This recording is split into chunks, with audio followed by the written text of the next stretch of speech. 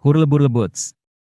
Seorang raja tersesat ketika sedang berburu, dan seorang pria kulit putih menghampirinya dan berkata, "Tuan, jika Anda mau memberikan putri bungsu Anda, saya akan menuntun Anda keluar dari hutan."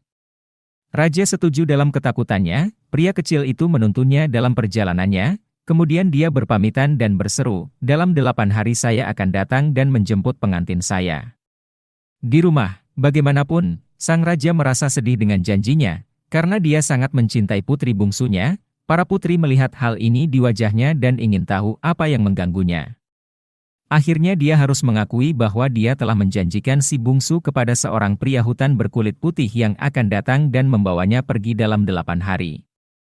Tetapi mereka mengatakan kepadanya untuk bergembira, bahwa pria kecil itu akan memimpin mereka. Setelah itu, ketika hari itu tiba, mereka memakaikan pakaian kepada anak perempuan gembala itu, memasukkannya ke dalam kamarnya dan berpesan kepadanya, "Jika ada orang yang datang menjemputmu, kamu harus pergi bersamanya." Tetapi mereka semua keluar dari rumah itu.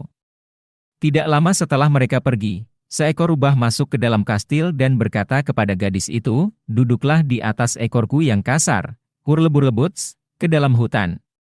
Gadis itu duduk di atas ekor rubah, dan rubah pun membawanya ke dalam hutan, tetapi ketika mereka tiba di sebuah tempat hijau yang indah, di mana matahari bersinar cukup terang dan hangat, rubah berkata, "Turunlah dan dengarkan aku." Gadis itu menurut, rubah meletakkan kepalanya di pangkuannya, dan terbuai, dan sambil bekerja, gadis itu berkata, "Kemarin saat ini lebih indah di hutan." "Bagaimana kamu bisa masuk ke dalam hutan?" tanya si rubah. "Yah, saya sedang menggembala sapi dengan ayah saya." "Kalau begitu, kamu bukan putri. Duduklah di atas ekorku yang kasar, Hurlebur-lebuts, kembalilah ke kastil." Maka rubah menggendongnya kembali dan berkata kepada raja, "Anda telah menipu saya. Ini adalah putri penggembala sapi. Dalam 8 hari saya akan datang lagi dan mengambil milik Anda." Tetapi pada hari ke-8, para putri mendandani putri penggembala angsa itu dengan sangat cantik dan pergi.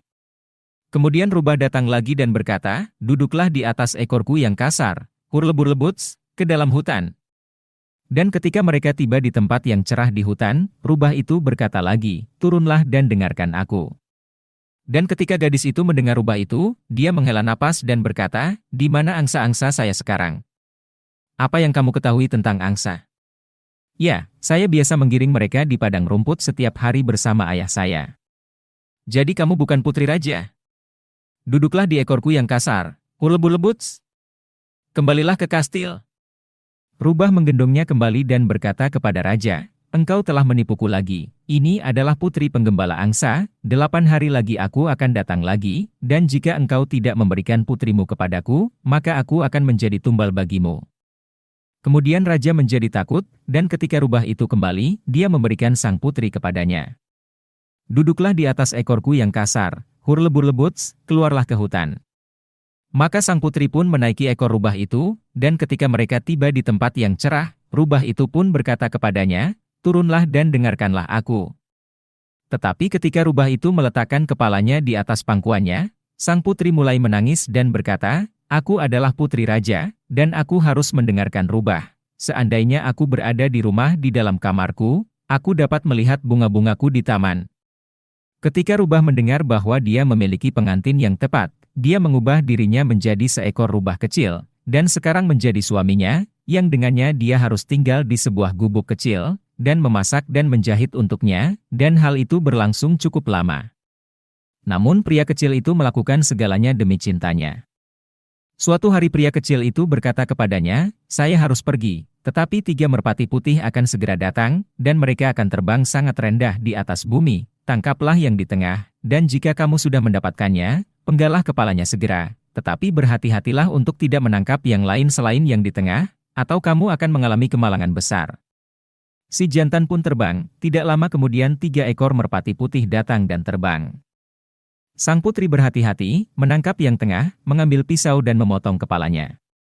Namun, tak lama setelah merpati itu tergeletak di tanah, seorang pangeran muda yang tampan berdiri di hadapannya dan berkata, "Seorang peri telah menyihir saya. Selama 7 tahun saya akan kehilangan bentuk saya, dan kemudian seperti seekor merpati terbang melewati istri saya, di antara 2 yang lain. Dia harus menangkap saya dan memenggal kepala saya. Dan jika dia tidak menangkap saya, atau yang salah, dan saya telah terbang melewatinya, maka semuanya akan berakhir dan tidak ada lagi penebusan yang mungkin dilakukan. Oleh karena itu saya telah meminta Anda untuk berhati-hati, karena sayalah si Uban dan Anda adalah istri saya."